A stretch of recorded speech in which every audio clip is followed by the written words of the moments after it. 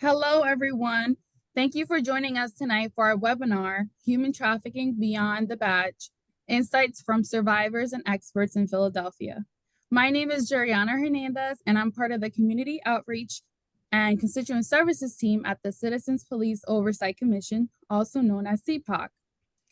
Tonight, we have an amazing conversation planned. We'll be discussing what human trafficking is, how human trafficking is policed in Philadelphia, what the data shows, and you'll be able to hear the perspectives of survivors and experts.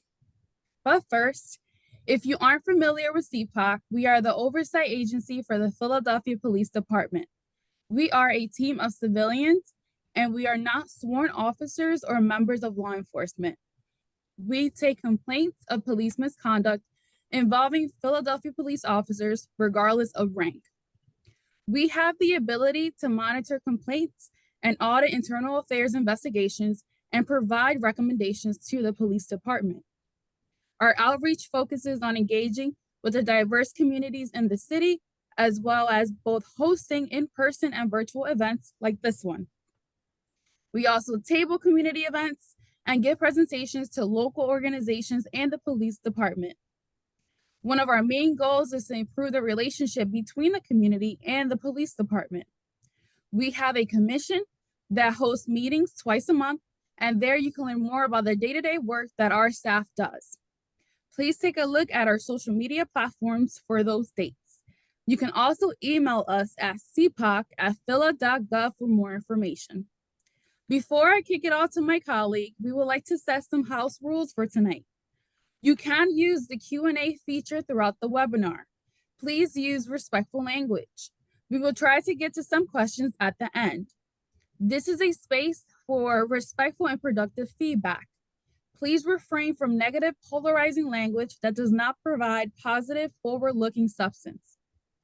Please refrain from using identifying information when relaying examples of interactions with either a member of the public or the Philadelphia Police Department. Lastly, we would like to give everyone a trigger warning that this webinar may possibly include mentions of abuse, trauma, and exploitation, so please take care of yourself while listening. Now, I would like to pass it off to my colleague, Jackie George.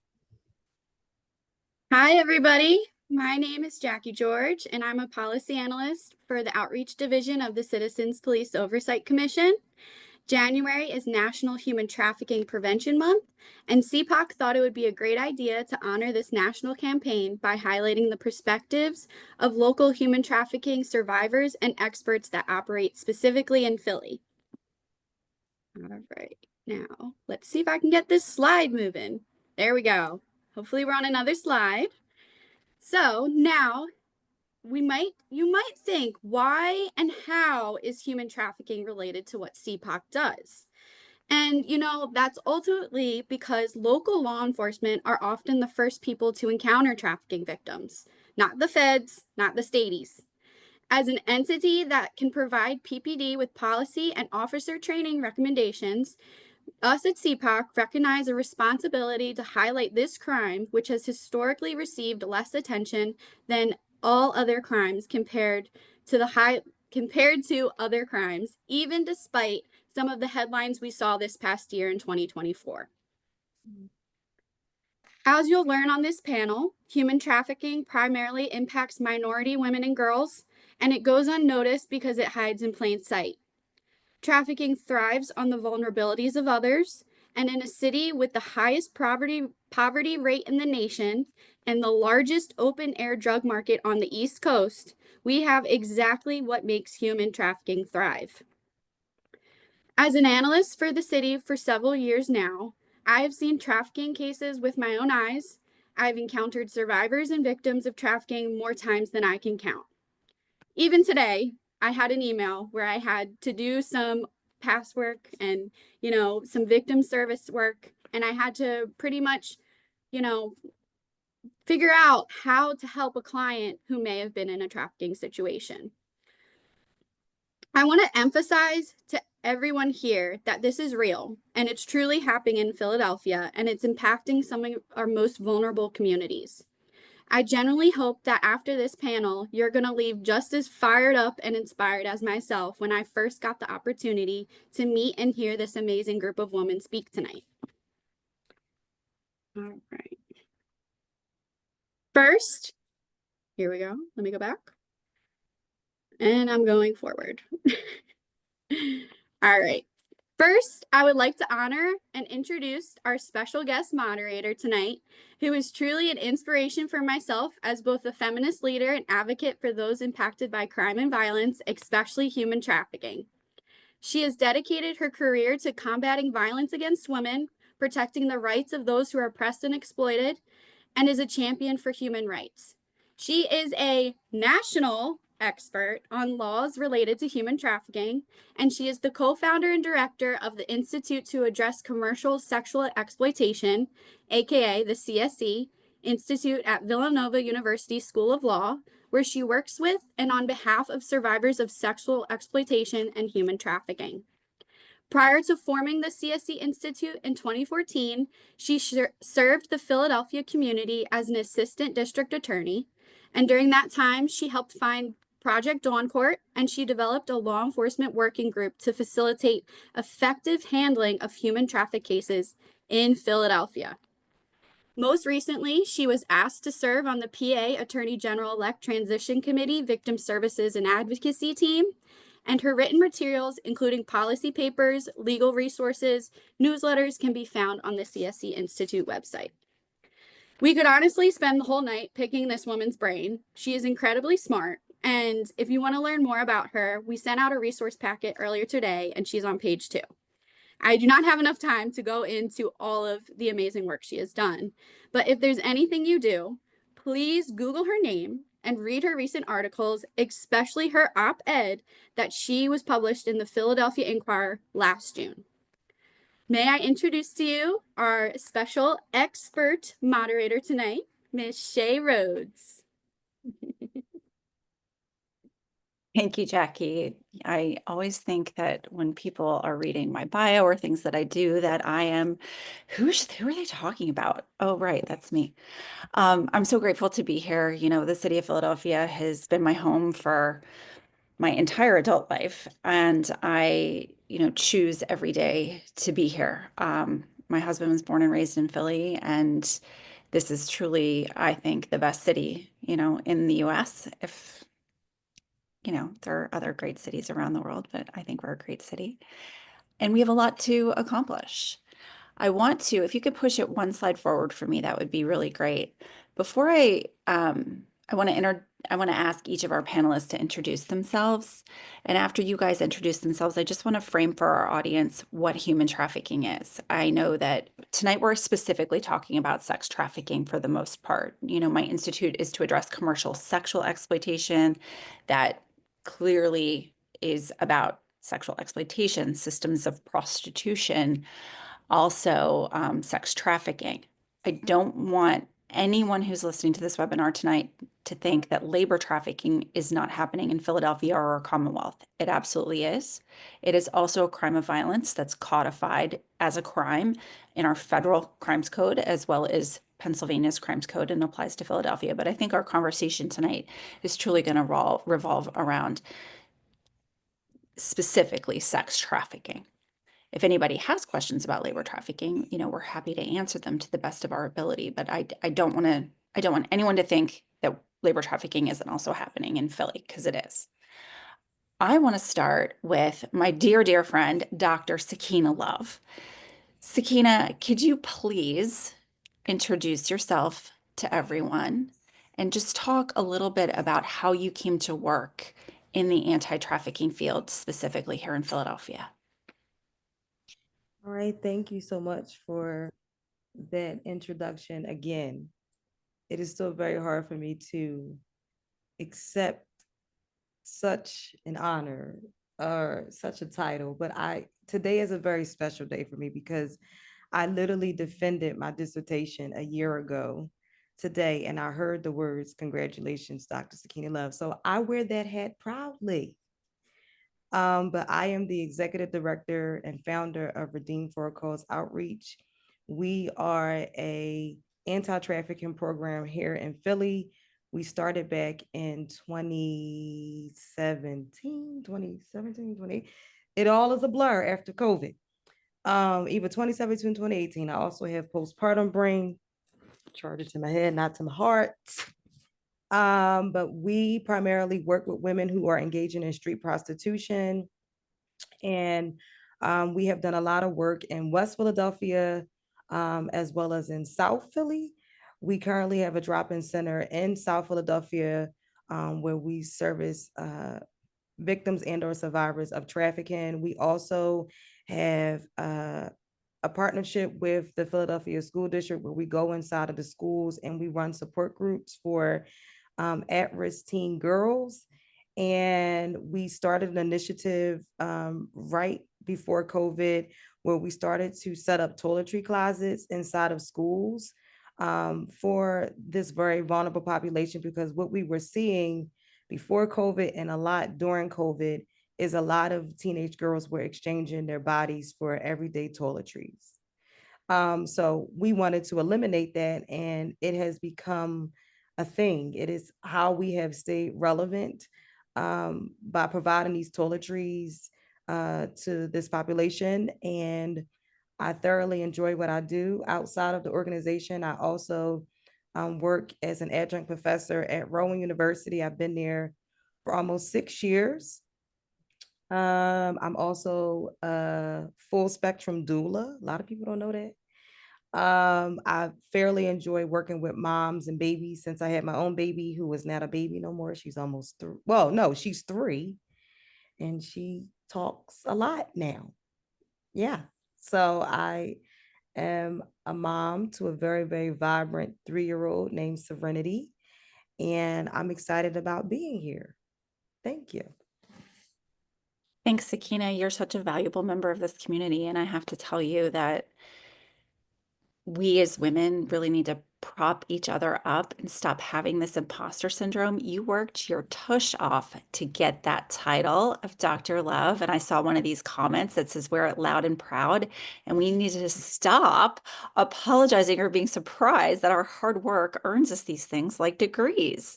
You know, it's crazy how, we've trained ourselves or within this culture to not believe all of the accomplishments that we have. So I am proud of you. Very, very proud of you. Next, Liz, I'm coming to you. Could you please just introduce yourself to everyone listening this evening and talk a little bit about how you came to work in the anti-trafficking community, specifically here in Philly? Certainly. Thanks, Shay. My name is Liz Stein. I am a survivor of human trafficking, and I am also the survivor mentor and child policy associate for Project Protect at Support Center for Child Advocates in Philly. I personally came to this work because of my own experience. I was trafficked in the 90s, right when I was graduating from college, and I did not realize that I had been trafficked. And I consider myself to be a decently educated person. And it wasn't until my traffickers were arrested about 5 or 6 years ago that I actually started to understand what happened to me. And, for years and years, I felt so much shame and kept so much inside of me. And finding out, learning what trafficking was, and being able to equate what happened to me with this very real problem was incredibly healing. And so I felt very strongly that I couldn't complain that there weren't people there for me if I couldn't be there for other people. And so that really inspired me to start looking for work in the anti-trafficking field. I think that I might have found, a perfect combination of law and social work at my current position, and I really enjoy it. I work with our Youth Survivor Advisory Board, which is a group of young women who are survivors of human trafficking, and they want to use their experience to effectuate change in the system. And the other part of my job is that I help co-facilitate the Philadelphia Juvenile Anti-Trafficking Coalition, which is a partnership of about 150 participants from 50 organizations across Philadelphia that are really committed to learning more about human trafficking and incorporating it in their practices when they're interfacing with survivors. Outside of my work at Support Center, I am also a fellow in the STAND program with World Without Exploitation. I am a survivor consultant for a Safe House project, and I am a member of the Survivor Leader Board for the National Council of Juvenile and Family Court Judges. Thank you, Liz. You know, you really did hit the nail on the head. Not knowing what was happening to you is something that I, as a lawyer, as a former prosecutor, now representing survivors of sex trafficking, which I've done since 2016, even though we started our institute in 2014, it really resonates, right? You didn't know what was happening to you. And I think this particular crime is so difficult to identify and investigate. When Jackie was introducing the topic this evening, she was saying it's because it happens in plain sight, which is absolutely true. But I think the most difficult thing about this particular crime, why it's hard to identify, investigate, bring charges, and then ultimately prosecute, is because the victims themselves during their time of victimization don't realize that they're a victim. And then ultimately blame themselves. You said shame. They think it's their fault that it happened to them and don't want to report it, or afraid to report it, talk themselves out of reporting it. And then, you know, oftentimes once they have moved into their space where they're starting to heal and feel better, they don't want to open up those doors again, right? And peel back the layers and have to talk about what happened during that time. They just want to move forward. It's a very complicated crime. And I appreciate you so much, you know, sharing with all of us, because without learning from survivors, from your experiences, we who help craft laws and enforce laws will never get any better at it. So I really appreciate it so very, very much. Last but not least, Heather, could you please introduce yourself to everyone and share a little bit about how you came to working in the anti-trafficking community in Philadelphia? Yeah, thanks. It's lovely to be with you all this evening and be amongst such amazing humans. So yeah, my name is Heather Laraca. I'm the director of the New Day to Stop Trafficking program, which is a part of the Salvation Army here in Philadelphia. We have a variety of services in Philadelphia for survivors of trafficking. We have a drop-in center. We have case management. We work with youth referred through our child welfare system, as well as youth in a specialty court called RAP Court. We also have a housing program for survivors of trafficking, and we also receive diversions from the Philadelphia police for individuals arrested for the crime of prostitution. They're referred to us for services rather than charges. We're also a part of the Philadelphia Anti-Trafficking Task Force, do outreach, trainings, and we have a survivor council where we have various survivors in the community who provide oversight and leadership to our program. So that's kind of what we do. I got into this work in a sort of similar but not similar way as some of the other folks have shared. I actually had a close friend who we didn't know that she was a survivor of trafficking, because this was a while ago, about 20 years ago, and we didn't know what trafficking was at that time, us personally. But we were actually watching just like a silly Hollywood movie, and we realized that she was a trafficking survivor. And since then, I've just really walked alongside her and supported her. At that time, I was doing anti-domestic violence work in a domestic violence program in Philadelphia, and started to really educate myself about trafficking alongside my friend who's a survivor. And then, yeah, was able to move over to New Day, kind of saw New Day and the Philadelphia Anti-Trafficking Coalition sort of starting and really getting its roots here in Philly. So it was just a neat opportunity when I was able to take on this role full time and work with survivors. So yeah, just real excited to be here and excited to be with you all.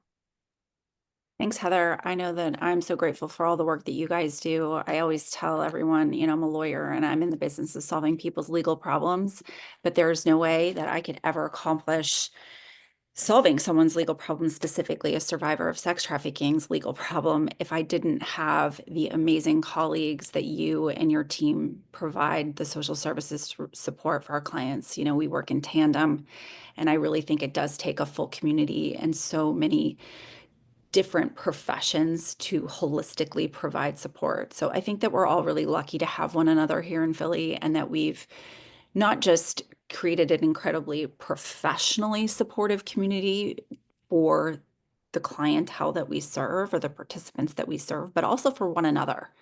I think that it's really difficult work that we do, and I'm just really lucky that we have such a core, solid community that supports each other in our professional capacities as well as the clients that we serve. So thank you for what you do.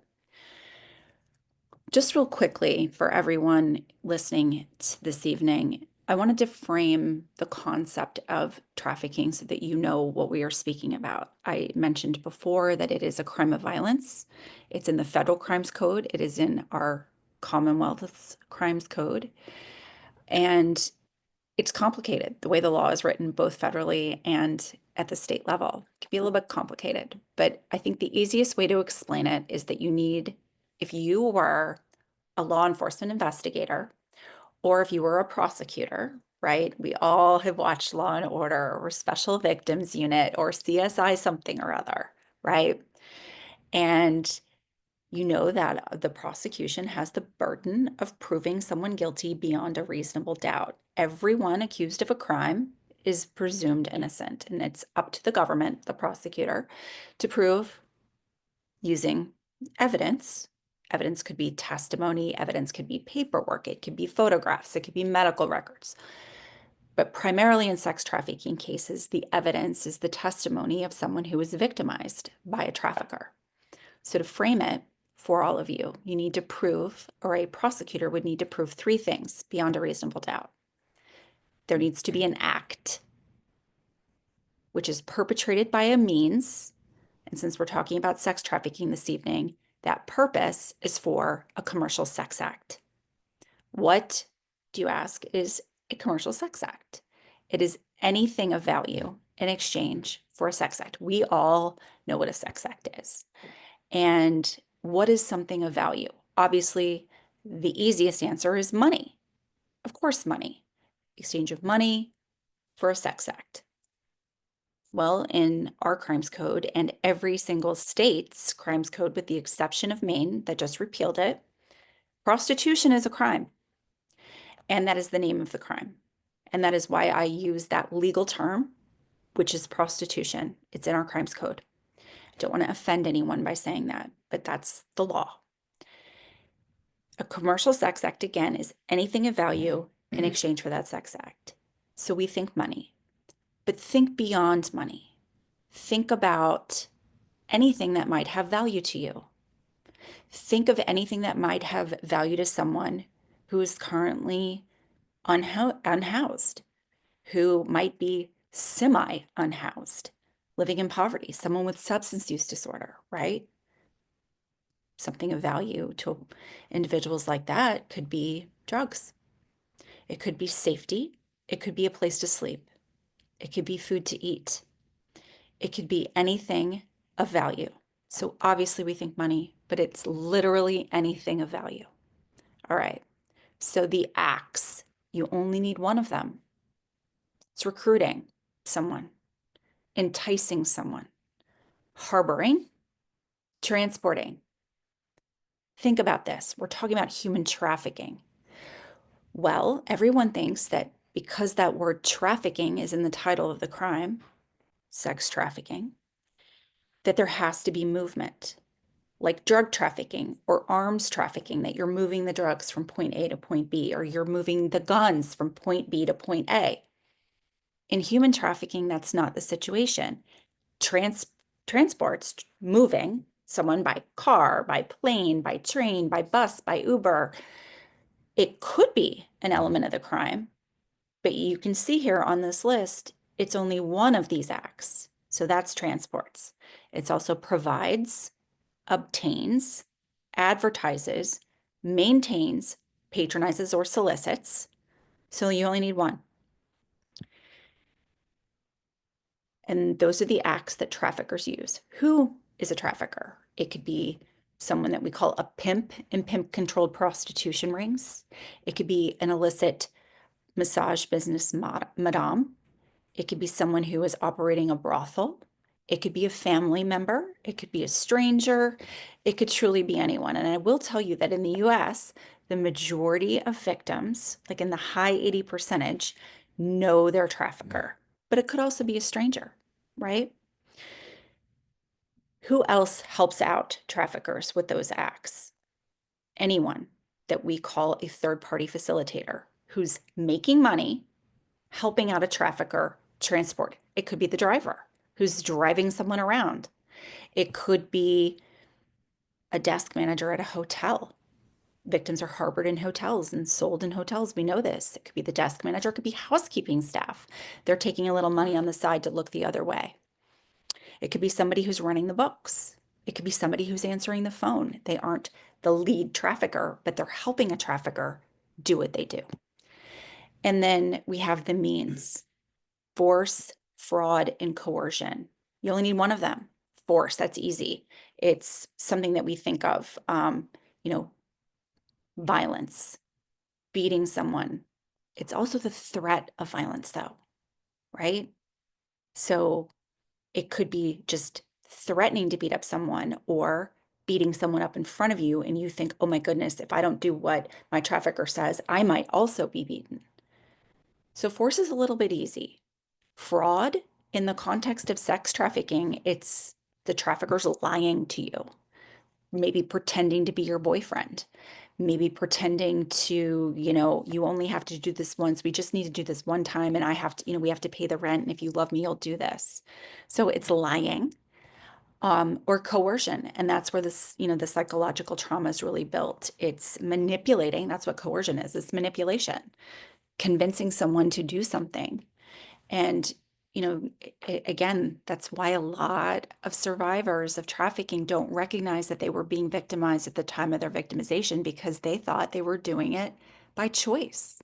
And then after they exit, they think, oh my, but it was my fault because I thought I was choosing it. So there's a lot of psychological and therapy needs that come into play. And I just want everyone to know here, a child is defined in the law as anybody under the age of 18. So a prosecutor doesn't have to prove those elements of force, fraud, or coercion if the victim is a child, because a child, anyone, all the way up to the age of 17, 364 days old, cannot consent to being bought or sold for sex. So even if a child is a runaway, ran from a really upsetting home, mom and dad fighting all the time, lots of threats, maybe in foster care running, maybe in a group home and running. And that child might be exchanging some sex acts for basic survival means, right? Basic survival needs are anything of value to that child: something to eat, a hot meal, maybe a bed to sleep in one night. Well, there's no trafficker, right? No trafficker that child is turning over money to or anything like that. But the person who paid them, even if it's with a warm bed to sleep in that night, that person is a trafficker, because a child cannot consent to be bought or sold for sex. I know it's a little bit complicated. Happy to answer more questions as we go along this evening, but I wanted to frame this. Jackie, can you forward one more slide? Forward one more.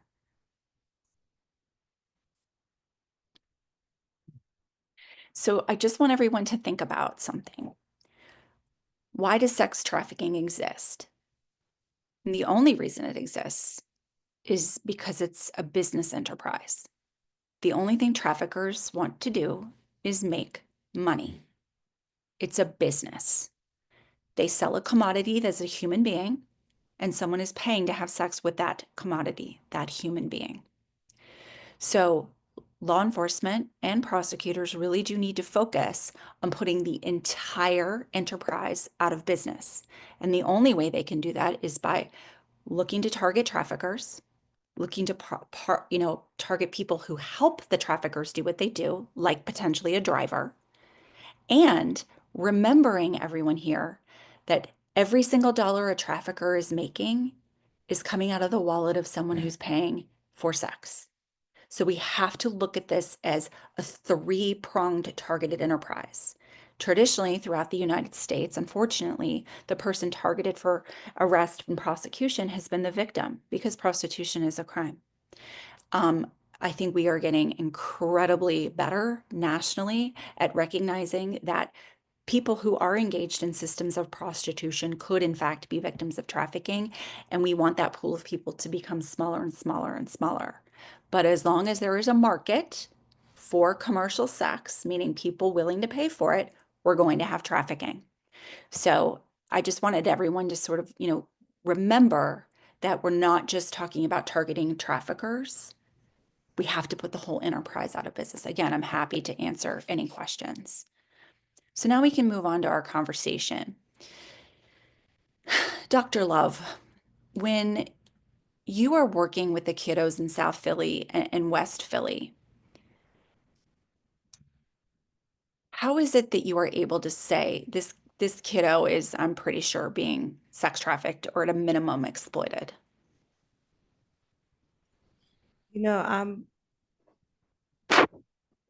I get moved to tears, but it's what fires me up. It was when we were in West Philly a couple of years ago doing outreach, and we encountered a family of 5, and the parents, this is my therapy hat, you could tell that there was some intellectual disability. They were also a homeless family, and they needed a place to stay.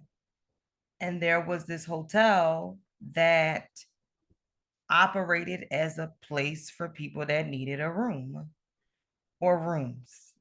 And we serviced this family as such, whatever their needs were, we were able to provide. So that was like school clothes, toiletries, yada, yada, yada.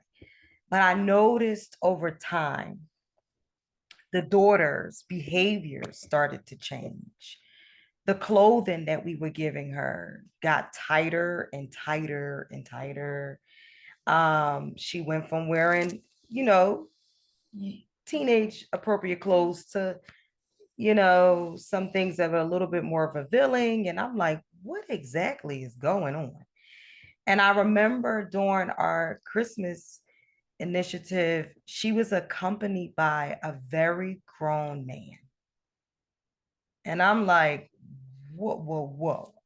I think for me, that was like the icing on the cake. Because as you just explained, children cannot consent to something like that. And for her to be in a space of vulnerability where her family is homeless, and if she's left with a choice that maybe engaging in these conversations or whatever interactions with this person will help me possibly get my family out of this hotel, then maybe it's something that I'm willing to do. I think that was like the straw that broke the camel's back.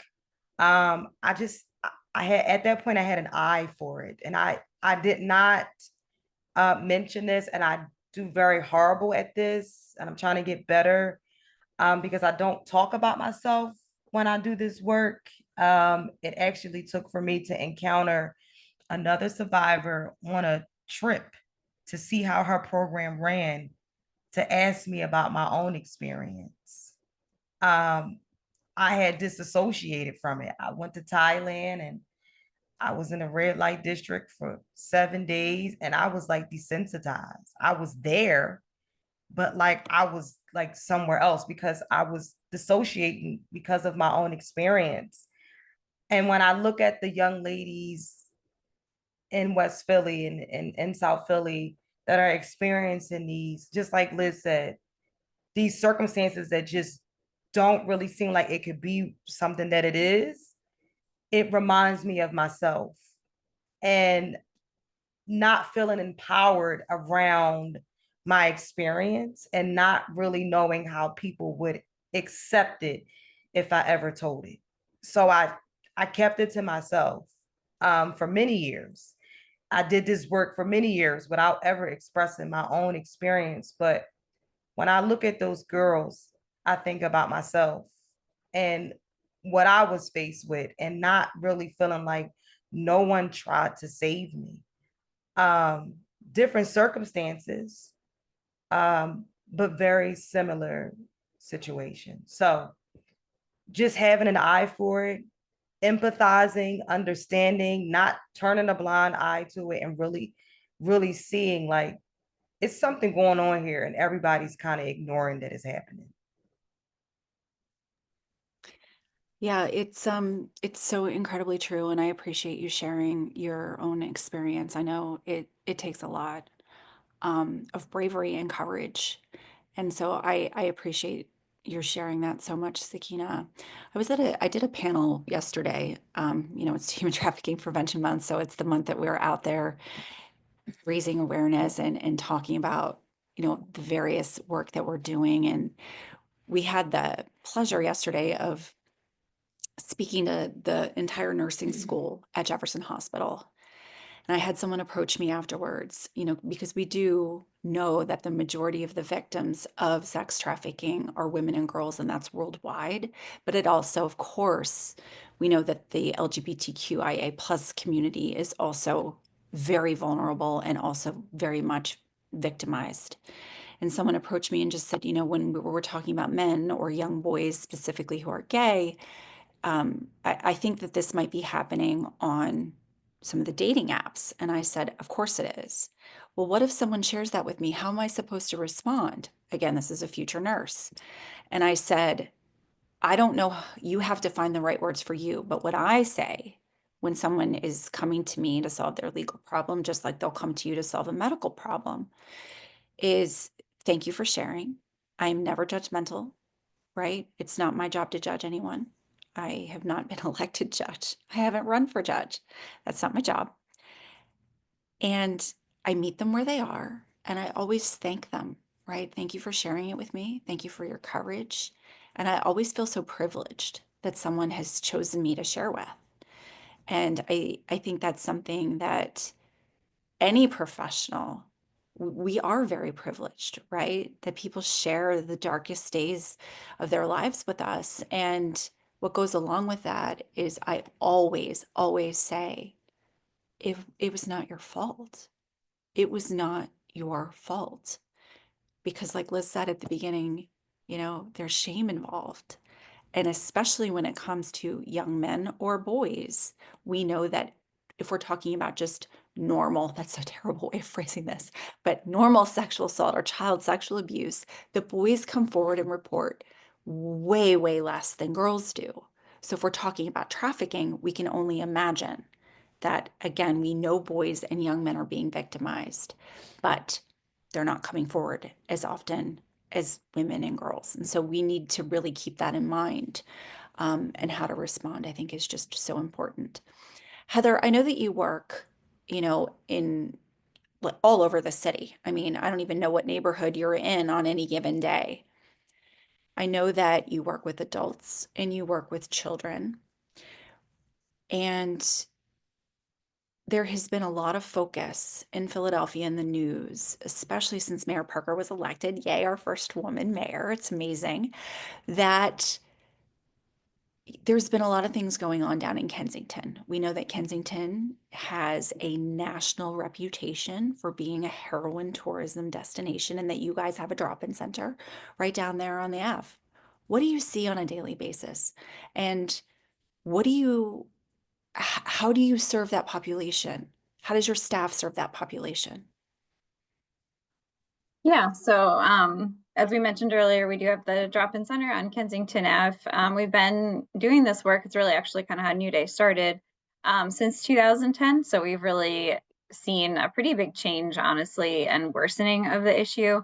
as gentrification has squeezed the area of Kensington, and as the drug supply has changed a lot over the last 15 years, we've just seen just an increasing needs of the clients that we serve. So we have a low barrier, what we call a low barrier space, meaning anyone who identifies as female can just come in. We don't, screen at the door for anything like to prove you're trafficked or to prove that you need to be in the space. It's just anyone who wants to come in. We have just basic needs like food, a warm or cool, depending on the weather, safe space, where folks can, relax on a couch. We have Netflix going. We try to make it just a really, really homey space for them.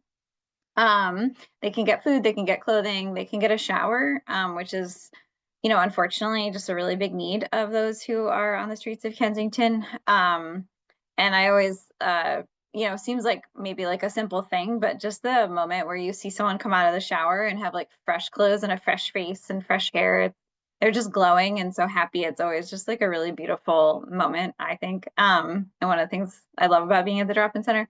But yeah, so we really just kind of have this space, and through that space, through just folks coming in and day out, we've really been able to build relationships with the individuals there. And we've seen, folks, one, disclose that they were trafficked or disclose that they're involved in some form of sexual exploitation. Often it's something that started when they were pretty young, or it was like a family situation, or maybe someone in their family was doing it, or they were maybe trafficked by a family member. And now, they're struggling with substance use, struggling with homelessness, and on the streets of Kensington. And oftentimes they might identify as a sex worker at that point. They might say that that's what they do. They might say they do dates. But once we really get to know them and often hear their story, we hear a lot of victimization that's also occurred, and really how individuals have exploited their vulnerabilities, being on the streets of Kensington. So, and we've just seen it really get a lot worse, with kind of all the things I already mentioned, with like the drug supply and gentrification and just poverty and like affordable living wage and affordable housing has really also caused just a really, we all know it's a crisis in Kensington, but I don't think a lot of folks really see the trafficking and other forms of gender-based violence that the individuals are facing there. Absolutely. I mean, I've spent time down there in the drop-in center since, I think 2 or 3 spaces ago. You've had to expand so many times because the need is so big. But, the violence or the evidence of violence and bruising and, choking marks and petechial damage in eyes because they've been strangled, and being afraid to go back out because their boyfriend has a knife. And, there's a lot of violence. And I think that people really forget that the victims down there are human beings with real needs. And I agree with you. When people get, fresh clothes, or, their stomach is now full, it's truly a gift to be part of that. And I haven't been down at the drop-in in a while. And I think I was just reminded that I need to come down there to volunteer for a day or two. I think it would be good for the soul. You also run the PAD program, or your team runs the PAD program, which is the Police Assisted Diversion Program. Can you explain a little bit about what that is in reality? Because it's one thing to read an article about PAD in the newspaper, but what is happening in PAD in reality? Yeah, so the PAD program, Police Assisted Diversion, we're a part of a larger collaborative, which was really the city looking at these like lower level crimes and their intersection with substance use, and trying to essentially divert folks to services because they're realizing that the constant merry-go-round of locking folks up, them getting out, using, getting locked up again, really wasn't helping anybody and not really solving the issue. So the city started that program, I think it was in 2017, and in 2019 we were approached because of our work that was already occurring in Kensington, to run the prostitution diversion program. So again, that would be individuals who are arrested for the crime of prostitution. And what that basically means on the ground is that when our Vice unit goes out and they do stings, where they essentially have an officer posing as a sex buyer who pulls up in a car, gets someone to agree to a date or a sex act for money, and then surprise, you're arrested. I'm a cop. and you're arrested. Before, of course, those individuals were taken down and, you know, charged essentially, of course, until our DA came in. And then often, again, that like merry-go-round of like charges and Shay can speak even to like the recidivism or the, what's the word I'm looking for? Like the penalties get worse the more charges that you have. That's a legal term. I'll let Shay explain in a minute. But anywho, so we essentially, before they're processed, they will run their name to see if they have like a outstanding bench warrant for like a violent offense, or if they've been arrested or diverted more than 2 times already. And then the officer will essentially connect them to us, and we'll go and pick them up, and then meet with them. And basically from the point of like leaving police custody into coming to us, it's voluntary. So we just meet with them, we explain our services, and we basically explain like what the things we can support them with. And often they will come back and they want help, they want treatment, they want even just like a place to come and get that support. We connect them with our drop-in center, make sure they know about those services as well. And, you know, have seen individuals really kind of, you know, take advantage of that support, seen them want to get into treatment and sort of get out of their situation. So. Do you know which unit of the police department is tasked with PAD? Yeah, it's a new unit. It's called the Behavioral Health Unit, or BHU, because, you know, we all have acronyms around here. And that's also the same unit that does what they call CIRT, Community Integrated, I don't actually remember what it stands for, CIRT. But basically those are the co-responding unit. So basically when someone calls for like a mental health crisis, and they will have an officer and a mental health professional respond together to that situation. So the CIRT teams that do that work are also under the behavioral health unit. So they like partner with the vice unit because they're doing the prostitution arrests. But the program is actually really run by this new unit under the police department called BHU. Crisis Intervention Response Team. Thank you, Jackie. Thank you, Jackie. Thank you, Jackie. Since PAD has been up and running, Heather, have you and your team been learning from the population that you serve any difference in interactions with the police? Because they're not arresting them, right? They're diverting them into services. So do you know if the interactions have become, this is a terrible way of saying this. I mean, full disclosure, when I was a prosecutor, I went on, oh gosh, you can tell that I'm getting old and forgetting words, ride-alongs, excuse me. Been on, you know, many ride-alongs actually, for all different kinds of things, including, you know, with the Vice Squad years and years ago before I left the DA's office to see what was really happening in Kensington from, you know, their perspective. Do you think the relationship between that community and the police is getting any better because of PAD, is my question. Yeah, I mean, it's hard to say. I do think that folks have generally seen the PAD officers, which again are different than Vice, as like supportive individuals that really do care about them. And they really, I think, do, and are obviously, they're not, they're folks that have often like volunteered or been handpicked for that unit. So they're often people that really do have a passion for, you know, for caring for individuals and kind of doing a more innovative form of policing. So I do think that relationship has been strengthened. I think Vice, you know, is still doing the arrests. And so often, you know, people just really do feel tricked by that, obviously, because, you know, they think it's one thing and then it becomes another. And that's a pretty hard thing to, you know, come back from, I think. So I think that piece is still strained. Although I have, you know, interacted with a lot of the Vice cops, and I know that they do often just really care about, you know, getting them help and that sort of thing. So I have seen some of the officers really be caring as well. But there's also, of course, like a reputation of Vice in the community that, you know, for probably various reasons, makes that challenging as well. So I guess it's like a little bit of both and. I do believe that that collaborative has helped with the community relations and with this population. And, you know, there's still like some strain and difficulty there. Thank you. I appreciate it. Sakina, I know that, you know, I have been to, when you had your drop-in center in West Philadelphia, I'd been out there and seen the work that you do, attended meetings with you guys, and I know that you spent a lot of time doing outreach in that community. And I know that some of that outreach involved interfacing with law enforcement.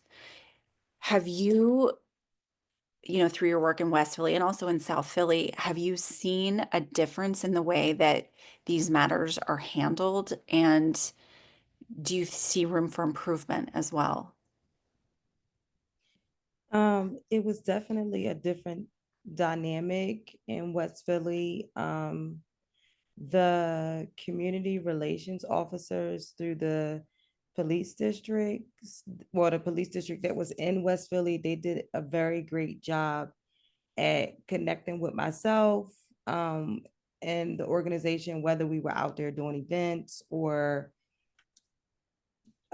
allowing me, just like you said, I've attended some of their roll calls to be able to kind of talk to some of the officers about what to kind of be looking for. What does a victim and or survivor look like? Really just allowing them to understand like the seriousness of this and not really looking at the women through the lens of being the word that I really do not like, and I don't even like saying it, referring to them as being prostitutes. Definitely having to do a lot of educating around language, how to look at the women, how to identify them, even having to help them to understand the connections and intersections with other traumas and abuse like sexual assault and domestic violence. I feel like a lot of times when you kind of pull in other factors, the blow is a little bit softer where they're more open to it. Surprisingly, you know, as we all know, human trafficking is the most taboo amongst them all. So it was easier for them to digest that these women could be also victims of these other traumatic experiences, but it was really hard for them to wrap their brains around these women being victims when they looked like, you know, they're out here walking the strip because they want to. West Philly was a little bit more inviting, in my opinion. To date, we've been in South Philly 5 years this month, and it's still an uphill battle. It's like uphill, and then we go back down the hill. We installed a sharp needle disposal box outside of our center because they consider South Philly, where we are, to be South Philadelphia, South Philly, Kensington. So there's a lot of substance abuse and usage that's taking place there. So we got the sharp needle disposal box for people to be able to put their needles in. But a lot of the interference, believe it or not, is the neighbors having to have some conversations with them about their language and their choices of words, and not being so quick to call the cops because, oh, the ladies are sitting on my step and they're dirty, they're stinky, like stuff like that. Like, I mean, having to just really have very toddler-like conversations, like, be nice. Don't say that. Would you like if somebody said that to you? Like stuff like that. It has been challenging, you know, but I like a challenge and they know I'm not leaving. So let's all get along and be friends. And these women are my friends. And I want you to get to know them versus you calling the cops. So I find that when the police do come, it's out of annoyance because of the nuisance calls that they're getting. And normally if I am around when they do come, I try to, you know, alleviate the problem by explaining who we are and asking them, just like I do in West Philly, if you ever have any issues, could you call us versus like locking them up? Because that's not going to do anything. Like, could you give them our information and our hours of when we're there so they can have a place to go? So it has been a challenge, but like Heather said, And like you said, the more that we kind of allow our presence to be in these different spaces and we're showing up where they don't expect us to show up, the more that they're becoming familiar with us and we're becoming more familiar with them. Right, right. Liz, you work primarily now with kiddos or young adults who are on your survivor advisory board. Have you learned from them, or even from your own experience, that their interactions with law enforcement in the city? How has that been? And have you, since you've been working as a professional in this space, seen a shift in the way that people are treated, especially since we changed the law in 2018 that there is no such thing as a child prostitute, right? Like, it's child abuse, 100% child abuse. There is no other way to frame the conversation.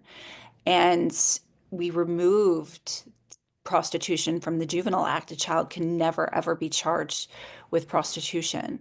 Have you seen a shift in your conversations with the population you work with? I have, to an extent. I think that, every time I hear someone say child prostitute, my skin crawls.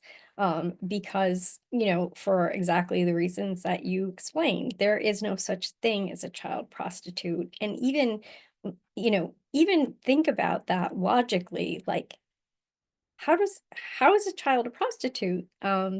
And so I think that when society views survivors, victims that way, it's enormously stigmatizing. Imagine being a child and hearing someone say that about you and not completely understanding what it meant, but knowing that it was a really bad thing.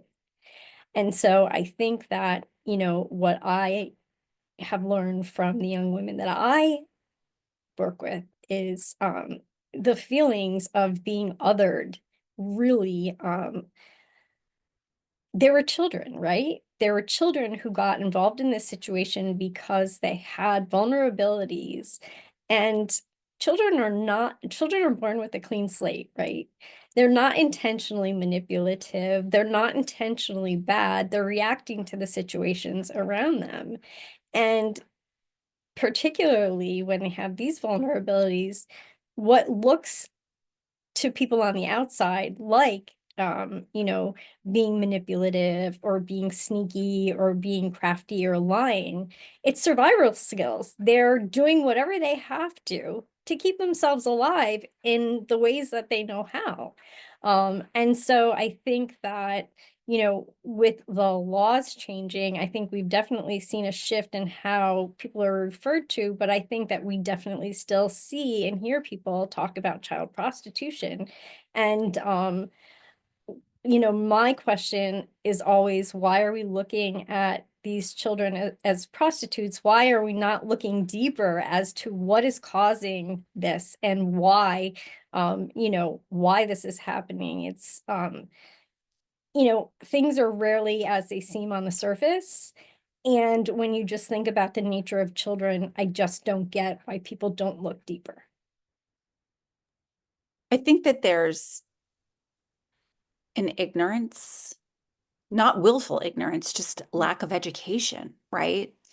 And, everybody, here that we're talking with knows that I spent 4 years along with a whole bunch of amazing advocates throughout our whole Commonwealth, right? From north, south, middle of Pennsylvania, and out west, working to change our laws as it pertains to children who've been sexually exploited. It took 4 years with a very bipartisan team of senators and state reps who really wanted to get this done. Why did it take 4 years? Because of education. It took that long for us to educate the General Assembly that there was no such thing as a child prostitute. And people were asking me questions, when we were having these meetings, and just like, okay, so explain to me what you're trying to do, Shay. Is you're trying to legalize child prostitution. That those are legitimate questions I was being asked, and I'm rarely one to be flabbergasted. And I'm a former prosecutor, right? Like I prepare my case, I have my answers, and I'm ready to go. And I was just kind of rendered silent for a period of time until I could wrap my brain around these conversations and these questions. And it took a long time, but having that concept of child prostitution was making law enforcement's job so difficult, because a sexually exploited child, a sex trafficked child, is on the list of things that constitute child abuse, right? So we know that our police officers are mandated reporters. That means that they suspect child abuse. They have to report child abuse. Of course, it's their job. But here we have a population of kiddos engaging in activity where people think, oh, well, they want to be doing that. They're choosing to do that. It's their choice. And, we have this crimes code. We're just going to arrest them and charge them. And I'm like, but they're child abuse victims. Like, we're giving our law enforcement, this is not just Philly, in our whole Commonwealth, this dichotomy where they're having to say, well, like, which is it? Should we criminalize them, or should we treat them as victims of child abuse? So removing those things and educating our General Assembly on the fact that these kiddos are 100% victims of child abuse, child rape, and, these horrible systems, that we need to protect them rather than prosecute them, is just so incredibly important. And it just has to do with language and how we talk about things, and extending those same conversations to the adult population, right? I think Looking at that you made, choices. I'm sorry. Go I ahead, think no, you made go. a really good point earlier when you were saying that nobody is willfully ignorant to this subject. That's something that I frequently say. But, Dr. Love said earlier, about how this happens because it happens in the shadows. This happens because we don't talk about it. It's not that people don't want to be able to identify human trafficking, but we're afraid to talk about it as a society. And that's why it lives in the shadows. And so I think that the work that we all do is so important, because when people know what they're looking at, like you were just talking about, there is no child prostitution. When people know and understand what they're looking at, they can better address it. Yeah. We have a question that popped up in the chat, and I'm going to read it to everyone. And Dr. Love, I do see your hand up in the air, so I'm going to come back to you, I promise. But this question says, thank you to the panel for such a great conversation. Can each of you share one change you would like to see? I think that would be easy for the PPD or the city to make to address the problem of sex trafficking and better support the affected population. And I'm going to start by answering that from my perspective.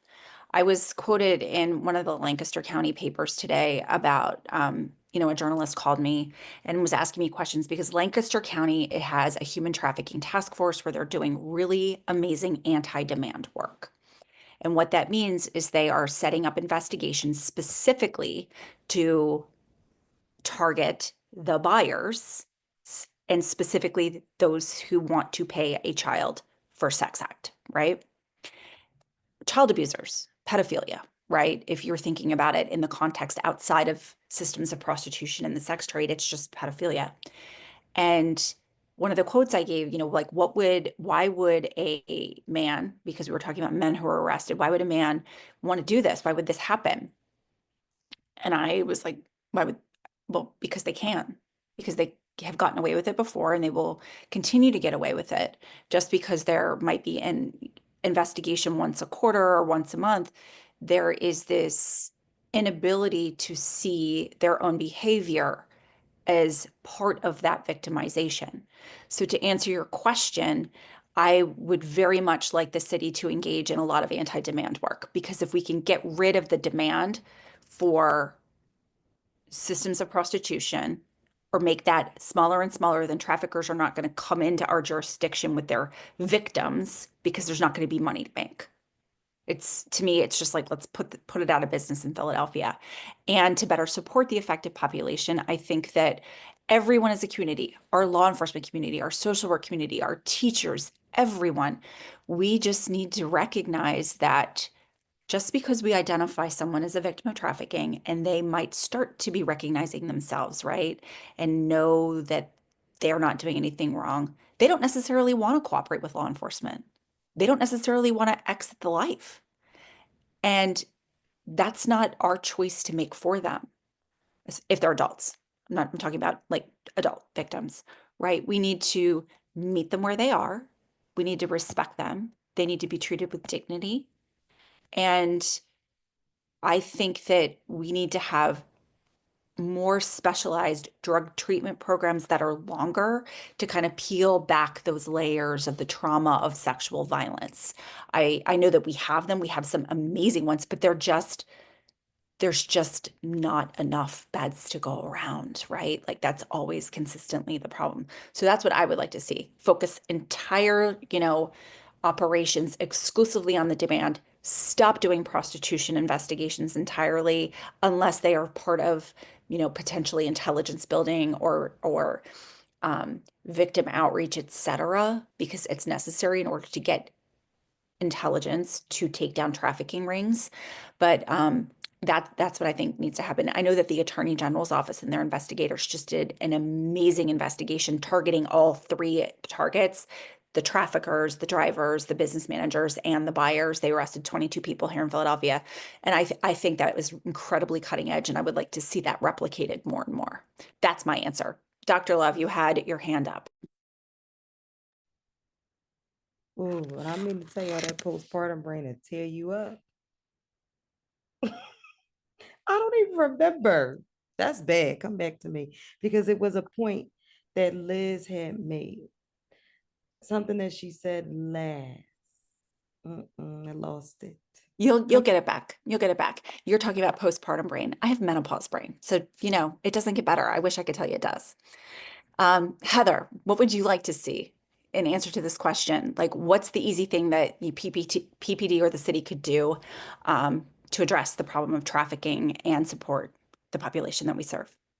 Yeah, I think I would just want to see a more comprehensive citywide approach. So definitely echo what you're saying around just better investigations into trafficking. We used to have a funded task force through BJA, Bureau of Justice Administration, and DOJ, Department of Justice, for victim services and police, and we've lost that funding here in our city. And at the end of the day, I just don't think we have the coordination that we should have from a law enforcement angle. We have Vice, who does like actually active stings, but they're not the ones that are supposed to then investigate trafficking. So they'll partner with federal law enforcement to try to get that like investigative arm. But at the end of the day, if it's a local case, it has to then go to SVU, and SVU is often like lacking resources or officers that are able to really like investigate those cases. So at least to the level that I would love to see. So yeah, I think that just continues to be a concern. And we just really do have a crisis for our youth in our city.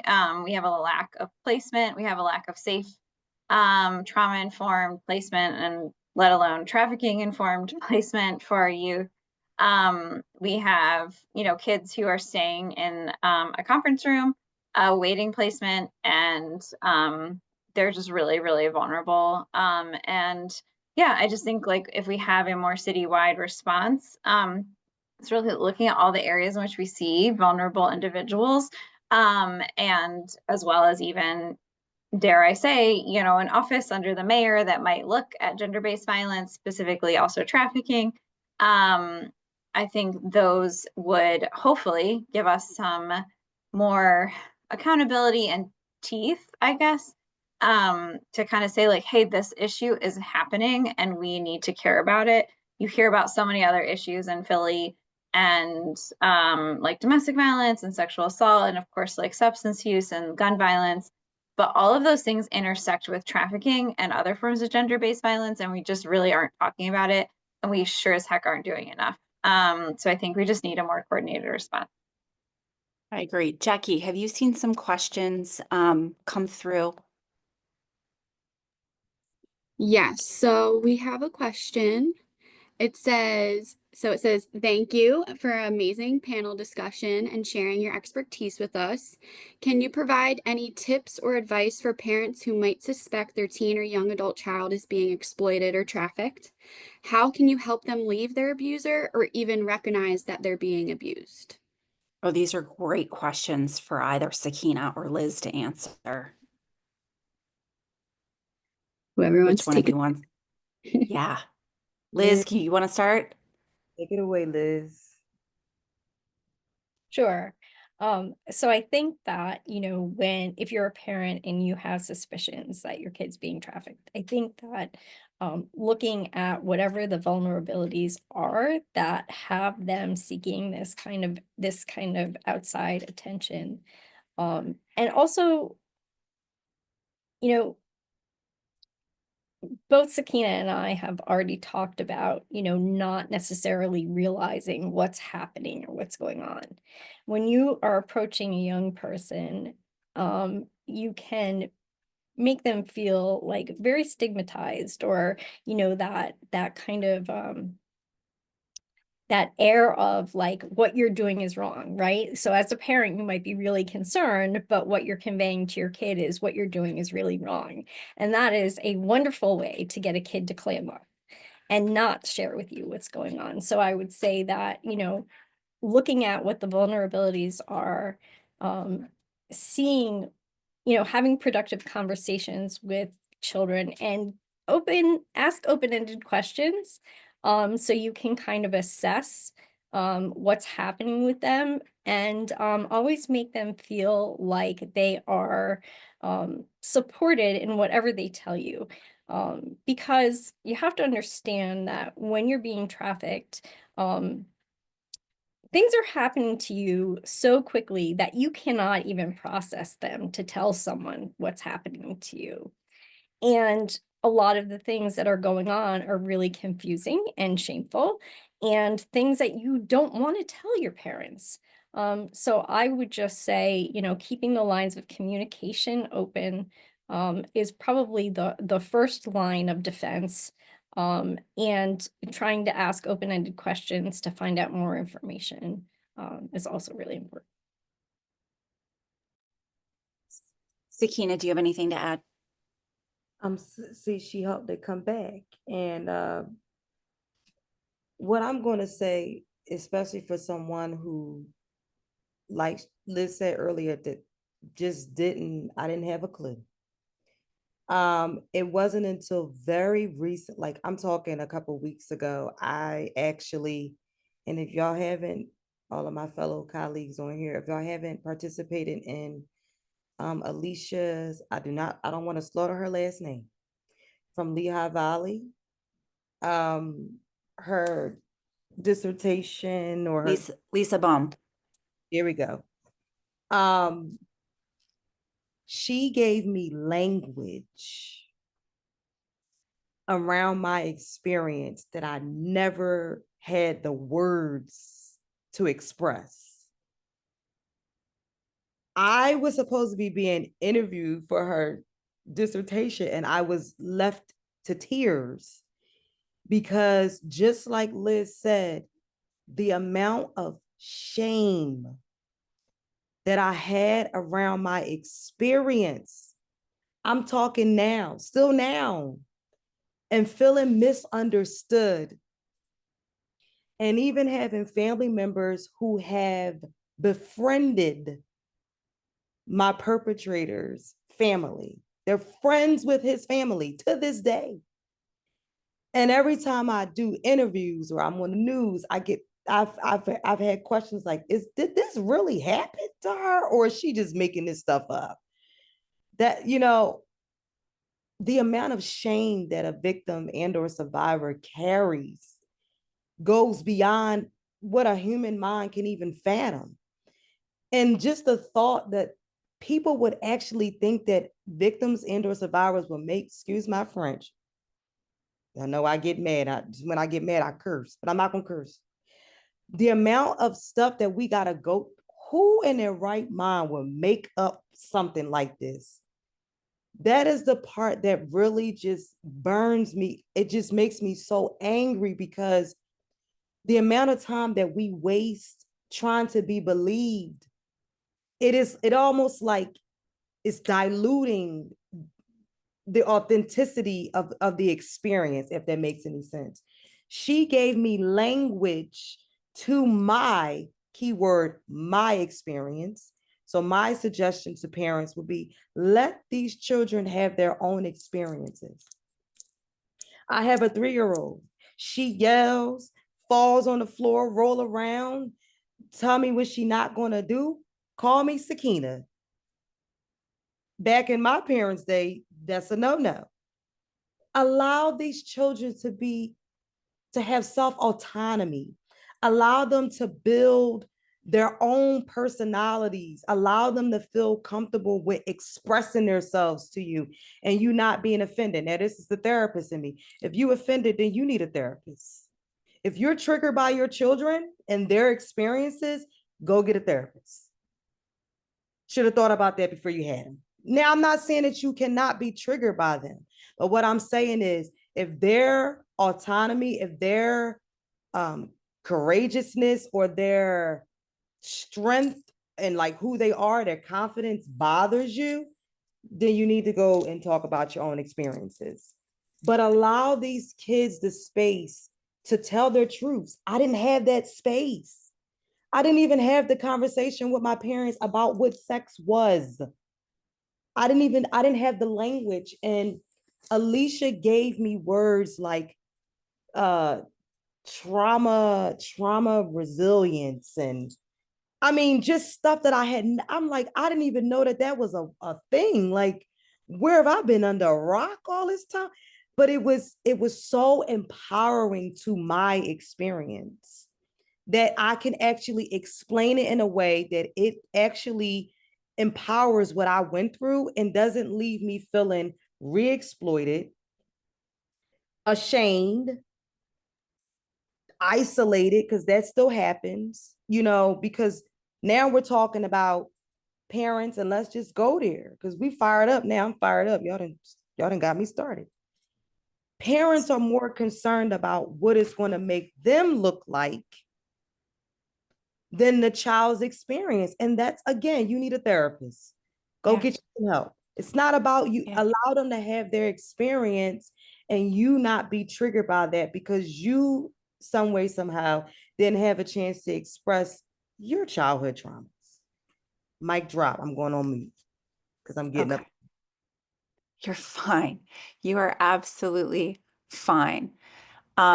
I just want to say, if it's difficult to have conversations with your own kiddo because of those things, if there is, a close girlfriend, I have a tribe of my amazing girlfriends, and they will periodically say to me, "Can you have a conversation with my oldest?"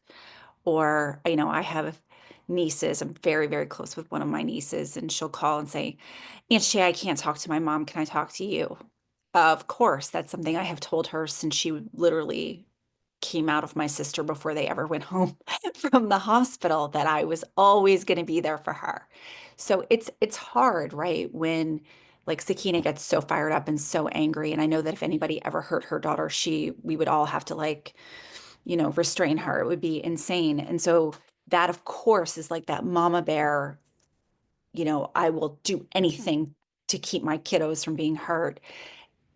My biggest piece of advice is to just be non-judgmental, right? Meet your kiddo where they are. And it's really hard. I am so close to my oldest niece. I helped raise her. And sometimes she would tell me things and my stomach would do that upside down flip-flop. And I would want to leave my house and go beat somebody up. It was just terrible. But meeting her where she is and validating her and her experience over all of these years, I can't believe that she's almost 30 at this point, but she always calls me and always tells me, because I've always left that door open to her and I've never judged her and shamed her. And it's hard, but I think those dynamics, also these little things these computers that we all carry around, I think, have made it harder to have these face-to-face conversations. So even having text conversations, are you okay? Or getting in the car and going for a ride when you're not face-to-face, right? When you're sitting side by side, to have those conversations could be really helpful. Jackie, I know that we have another slide that gives us so much amazing data. I think it was put together by Heather and her team. Can we show everyone that? And Heather, can you talk about it? Yeah, so I think a frequent question that we get is like, what is the scope of the issue in Philadelphia? And I think we always say, we really don't know. It's under-identified and we really don't have great data. But we kind of had this epiphany, I guess, at the coalition meeting recently, where we kind of realized like, well, we're all serving survivors. Why don't we at least gather data from all the individuals that we've served and make one report that shows the work of the last year and the survivors that we worked with. So that's what we did. And you can see the list of the organizations that contributed data to this. But we found that there was over 400 identified survivors in Philadelphia last year, and 70 of them were youth. We also know this number is underreported still. And so we really didn't have, sorry, 1 second.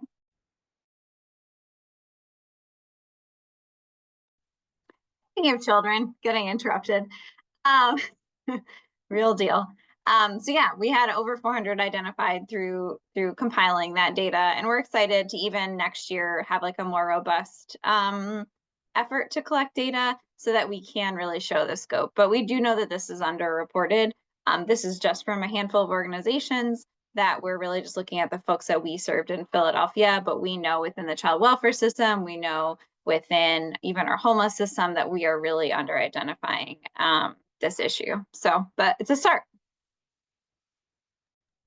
This is great, Heather. I thank you so much. I do know that, education helps with that identification piece.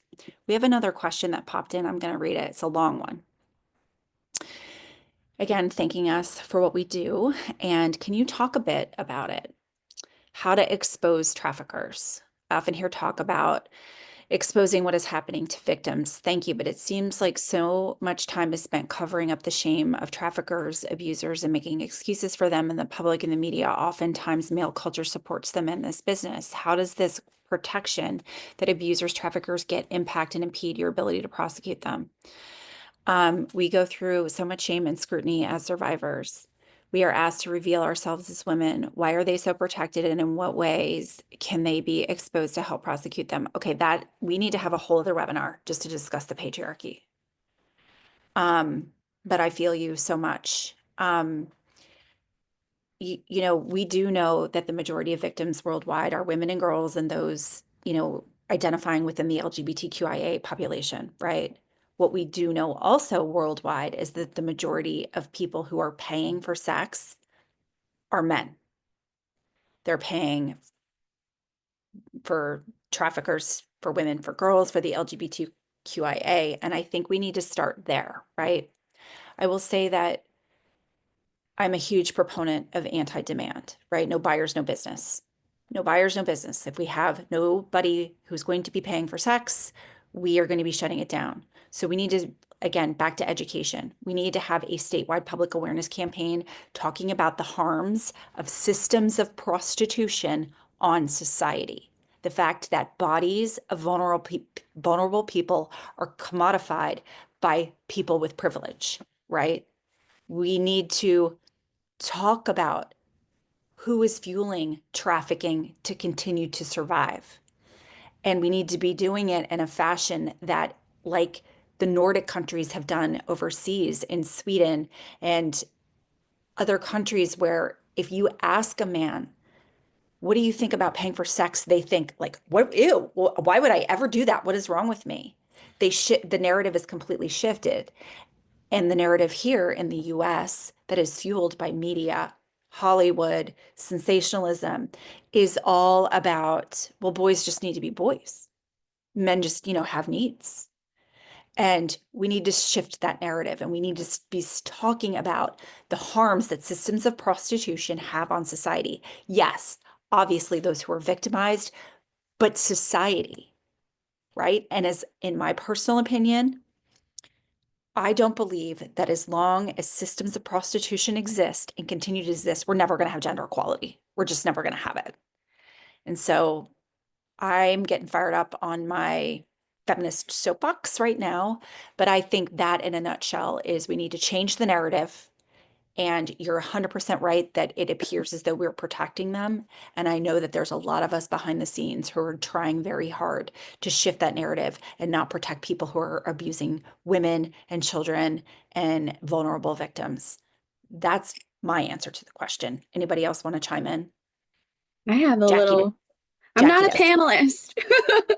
Now, I'm not a panelist. I'm not an expert. But I am an analyst. So I do think too with the culture piece, with social media and especially the hustle culture, and we have OnlyFans, we have people on TikTok, and you can go on live stream and get TikTok coins and you make money. There's also things called like strip talk, and it's really just become normalized to really be a hustler online. And I think this is also something that provides challenges for law enforcement because that makes them, they're no longer cops on the streets. They have to be cops on the platforms as well. So I think too, we have to look at that. And I do think as well, like just as a society for women, we also need to realize, are we doing this, you know, for ourselves or are we doing it for something else? You know what I mean? It's just like, is it what you want to do? If that's, understand what I'm kind of getting at, but I think it's just like, it's definitely a culture shift. And I think in terms of like the trafficking and from what I've seen in terms of especially child trafficking, really the internet and the online and even music, the way we talk about women, the way we talk about everything, P. Diddy, all that stuff, it's become so normalized in our culture, that I do think, and it also presents really big challenges for law enforcement. And that was kind of somewhat of a question that I also wanted to go into was, as Citizens Police Oversight, you know, we're having this awareness campaign right now, which is hopefully, you know, we're trying our best to really get this message out there that this crime is really important. How can we, you know, with everything changing with the trafficking realm and it's always ever evolving, we're always trying to evolve as much as the traffickers do.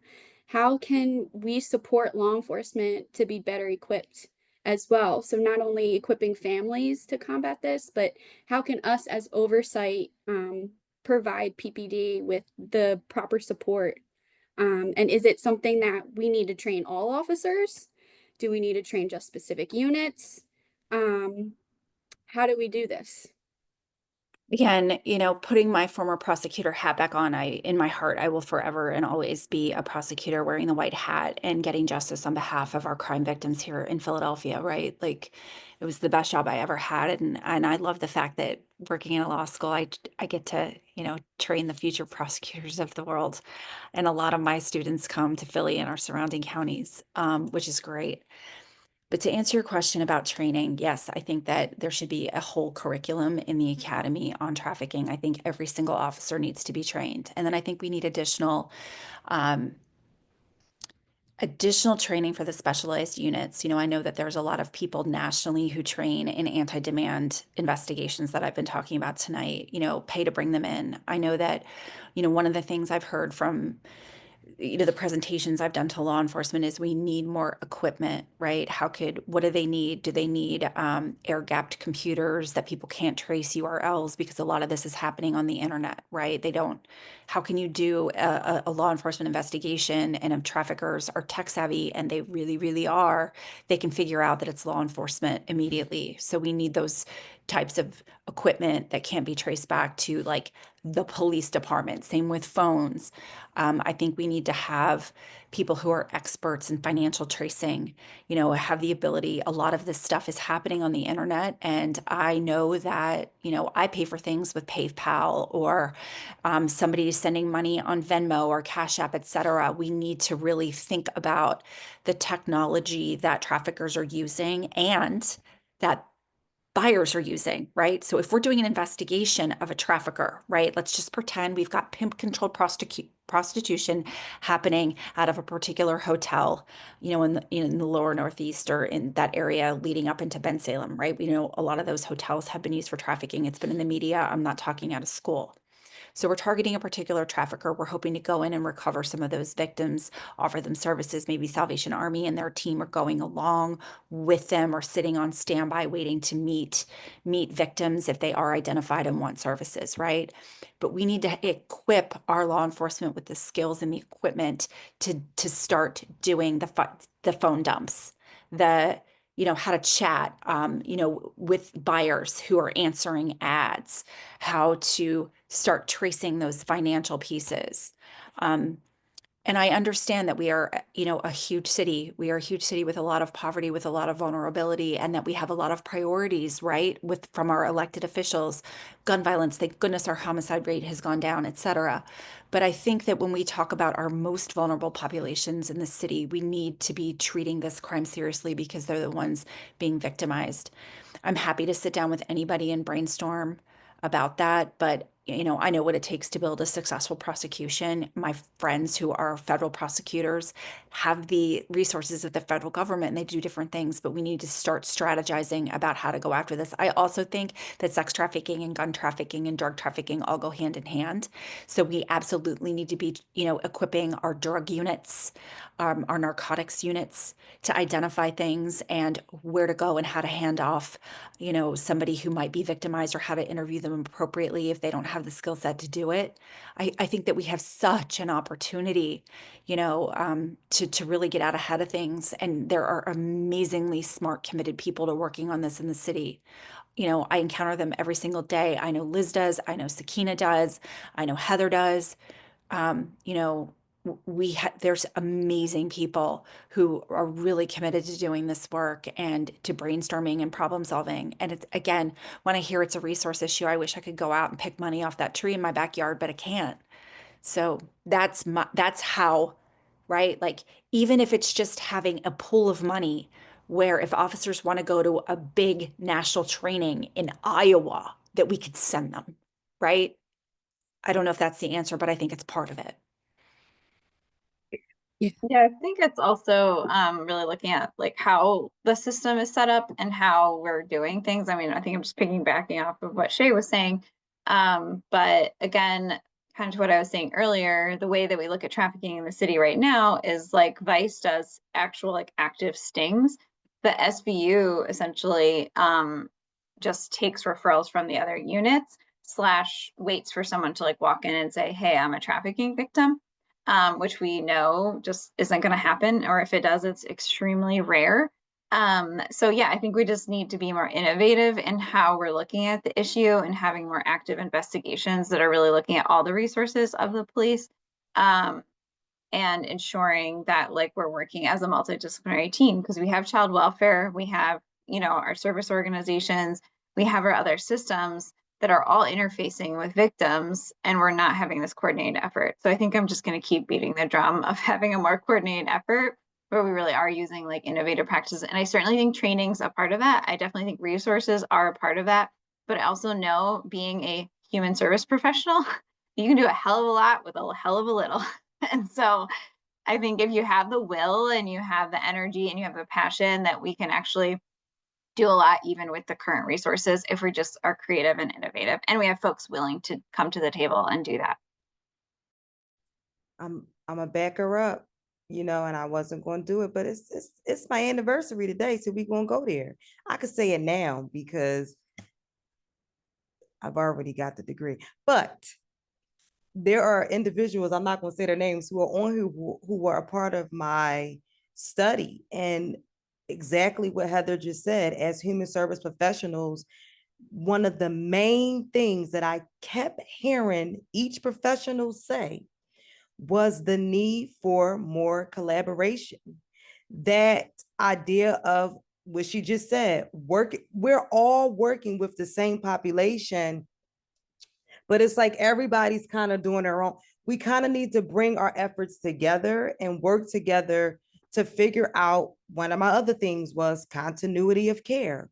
how can we keep care something that's happening on a consistent, continual basis? And what I think, and I'm going to say it for all of us, I'm not scared. We are doing the work. We're doing the work, but there's some type of disconnect. I don't know. And I feel like we spend more time trying to get people to believe that this is actually happening when they already know it's happening, instead of us getting to the brunt of the problem, which is we need to protect this very vulnerable population. Now, there's some other things that I want to say, but I'm going to wait for the question. We're all educated individuals here. And I know that we all took those prerequisite classes when we were in our graduates.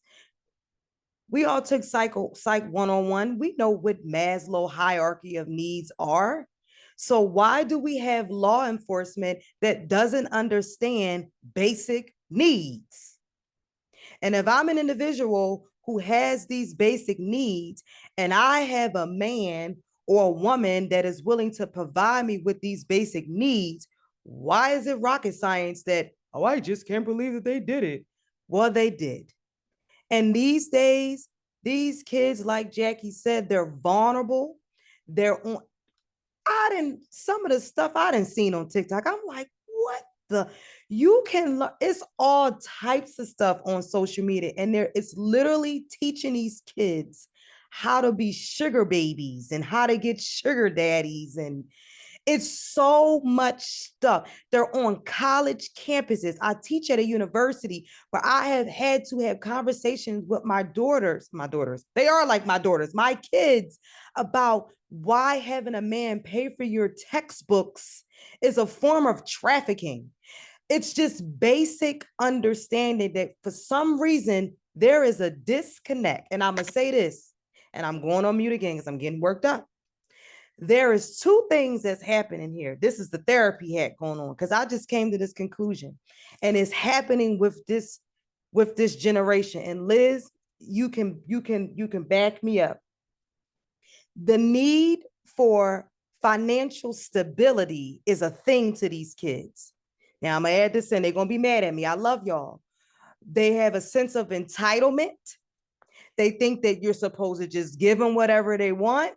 And I even had a parent tell me at one of my trainings, what the parents won't give them, the trafficker will. And that's sad, but in all reality, that's how they're recruiting them.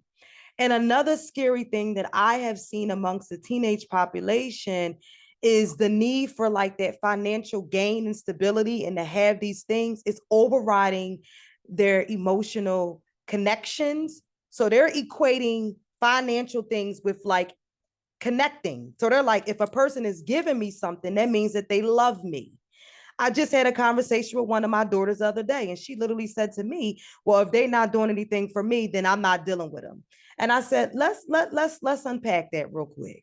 Because what you're looking for this person to do for you, why can't you do it for yourself? Oh, I can, but he gonna do it, or I'm not dealing with him. But that's not his responsibility. And this society is teaching us that we find emotional connection and safety with people that take care of us. Well, I'm here to tell you that's a lie. Because how can you take care of me and you're providing for me, but I don't feel safe with you? And that's what we need to get back to. What does emotional safety look like? As a survivor, I'm unpacking that right now in therapy, because I equated for so long after being victimized with what I give somebody is the reason why they love me. When we're talking about that self-autonomy again, we have to teach our children that you don't have to give anything to be loved. Love yourself.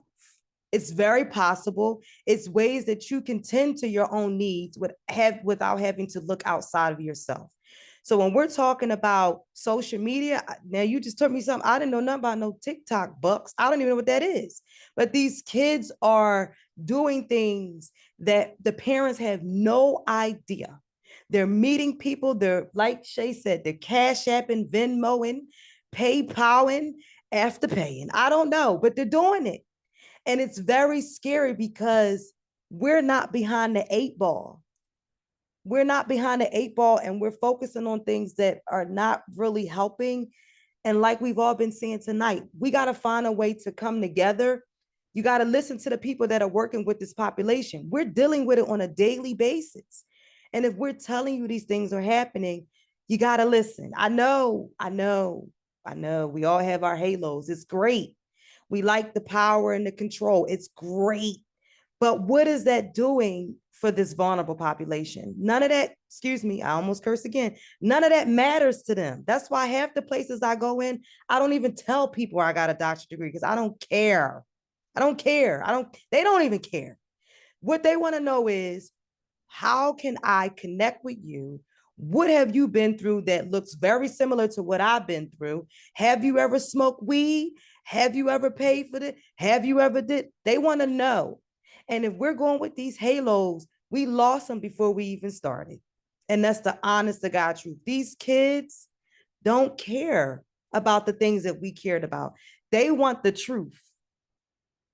That's true. That's so true. Sakina, thank you. I want to say two things, and we have another question about the whole thing with OnlyFans. And, there have been some really amazing papers. Reuters just did a whole series on OnlyFans and the vulnerabilities and exploitation and trafficking happen. So if you Google Reuters, the journalism company Reuters, Reuters, and OnlyFans, you can come up. They did an amazing expose on OnlyFans. I was like scrolling through Instagram yesterday, and a lot of my Instagram is about the work that I do because that's what the algorithm knows that I'm searching for, right? And I saw a statistic yesterday that there's like 1.4 women on OnlyFans, 1.4 million women on OnlyFans. There's 84 million men on OnlyFans. So that is just like the supply of women is really tiny, and the demand is huge.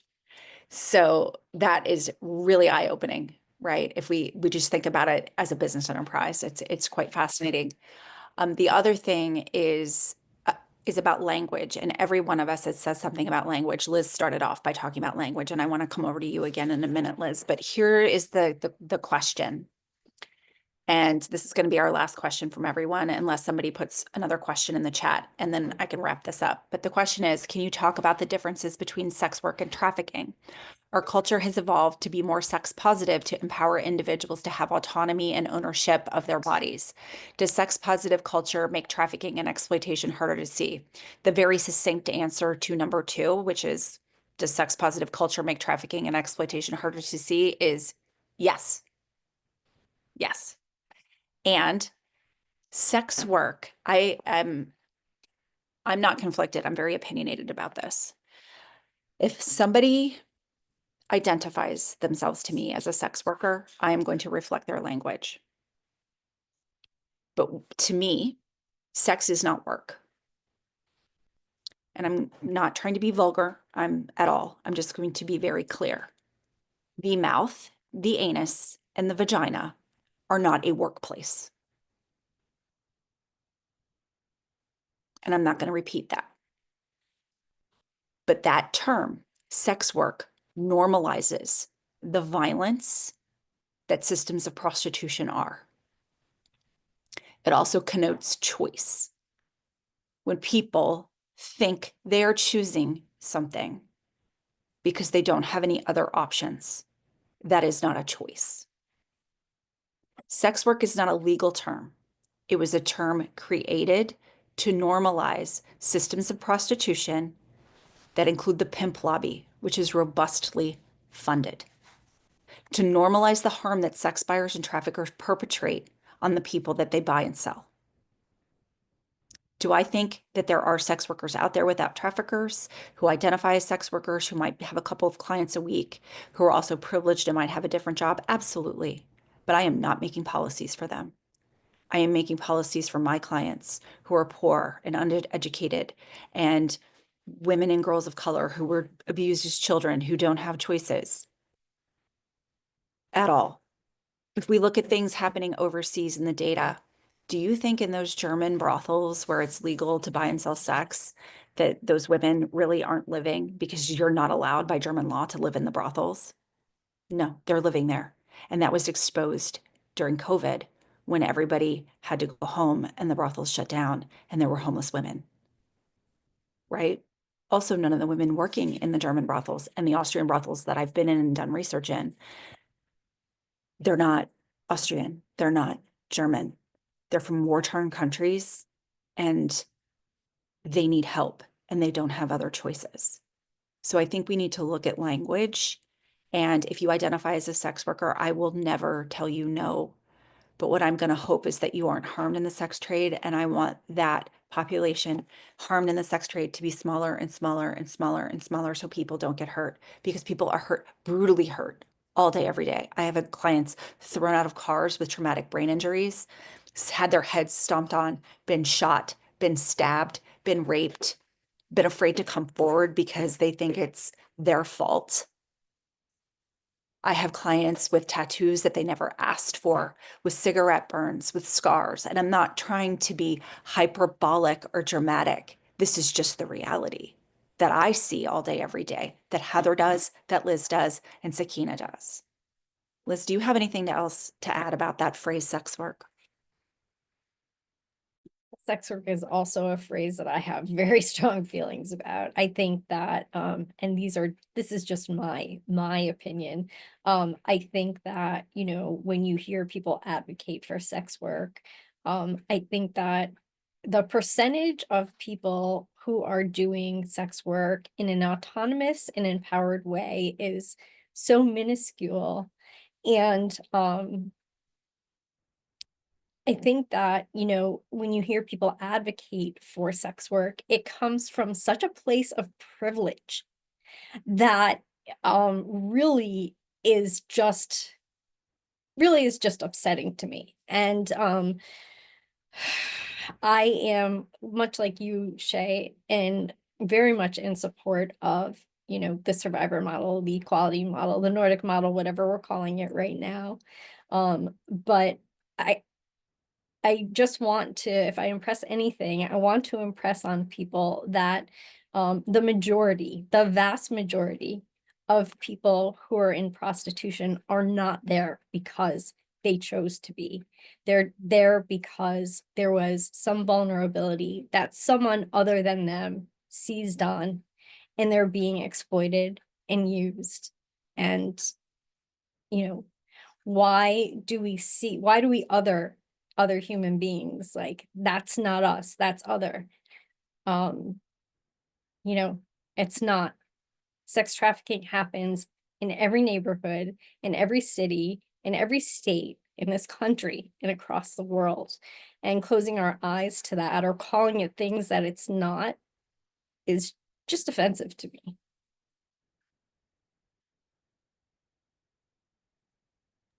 Thank you, Liz.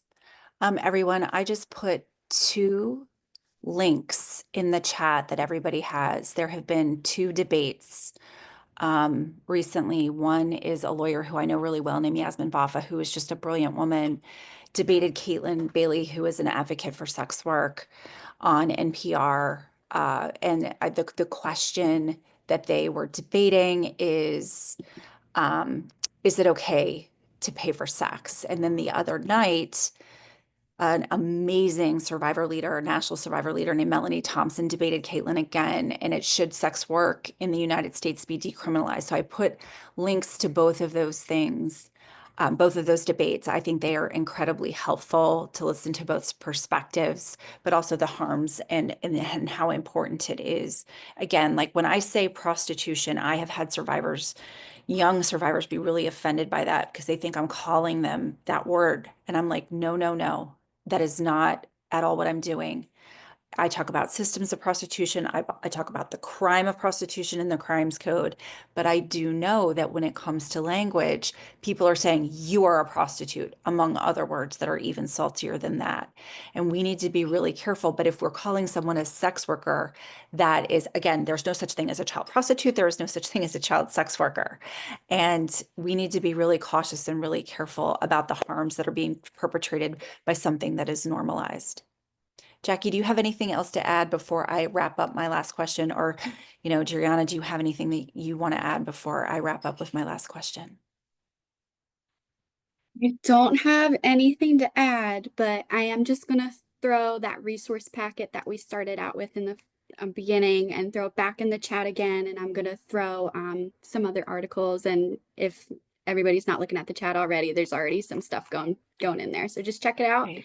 And yeah, we're ready. Wrap it Great. up. Thank you all. So I'm going to start with you, Sakina, then go to Liz, and then go to Heather, or I could start with Heather and go backwards. But I want to start with you, Sakina. If you could ask the audience today to just do one thing or have one takeaway or one call to action, what would it be? What do you want everybody to hang up tonight to do or to know or to think about? What is that one thing? If you see something, say something. Yeah. I know we say that all the time. That's like one of our human trafficking little slogans. But in all reality, if you see something, say something. I know for us as outreach workers, every house is not a drug trafficking house. Is not like people are selling drugs out of it. It could literally be a whole like brothel. If you suspect that something looks a little sus, sorry. See, y'all know I work with them kids. They teach me the bad words. It seems a little suspect. Report it. As professionals, we are all mandated reporters, but I give that call of duty to everybody. I feel like we're all mandated reporters. Do unto others what you would want done unto you. Don't wait until it's your child or your niece or your nephew to then want to join the movement. I don't think that should be your introduction in. Be a part because you want to be a part of the solution and not the problem. That would be what I would say. Liz, it's your turn. I think that the point that I would drive home is educate yourself. If you are on this webinar, you're taking the first step. And if you didn't completely understand what was talked about today, this is a good use of Google. Learn more, read, attend trainings, and don't be afraid to talk about trafficking, and don't be afraid to talk about the fact that you don't know everything about trafficking, because it's in having these conversations and continuing to educate ourselves that we will be able to recognize trafficking and better address it. So I will always hone the education point. Probably I will beat it to death, but knowledge is power in this. So learn more. Agreed. Thanks, Liz. That's amazing. Heather. Yeah, I mean, I would say like certainly just like volunteering. We're always taking volunteers at our organization. We're always taking donations. We're in constant need of clothing, women's clothing, or just really any clothing. So just donate. I know Sakina's organization as well is always taking donations. So just donate, volunteer. And I'll also say like anti-trafficking work isn't just working for an anti-trafficking organization. It's not even just understanding what trafficking is. It's just also caring about the kid in your neighborhood, the kid at your community center, the kid at your church or your faith place of worship. There are just, we've found that one of the most protective factors for any youth is just having one adult that cares about them. So just even volunteering with kids in your neighborhood, caring about them, seeing what they're up to, asking them what's going on, just being a mentor. I know that Big Brother, Big Sister is constantly looking for mentors, those types of programs. Just really get involved in your community. Yeah, I am just so grateful that I get to work pretty much on a daily basis with everyone, here. So thank you. Jackie, thank you for inviting us to contribute this evening. We are all so incredibly grateful. And I know that you're going to send out our contact information to everybody who signed up tonight. So, again, to the community out there, thank you for your time this evening. Thank you for listening and wanting to learn and do more. And please reach out. No question in this space is a dumb question.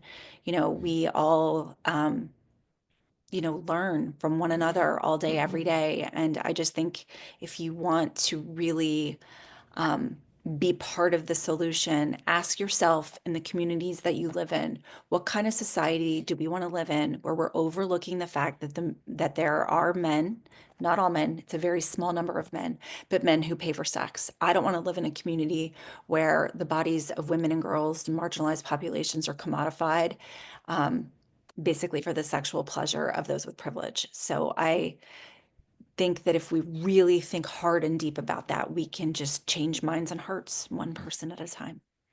Thanks, Jackie. Thank you so much, everybody. I really am so grateful for all of you and for all of your just really bringing your heart here. It means so much. I'm so happy. Thank you so much. Thank you. Thanks, everyone. Have a good great night. everyone. So. Bye.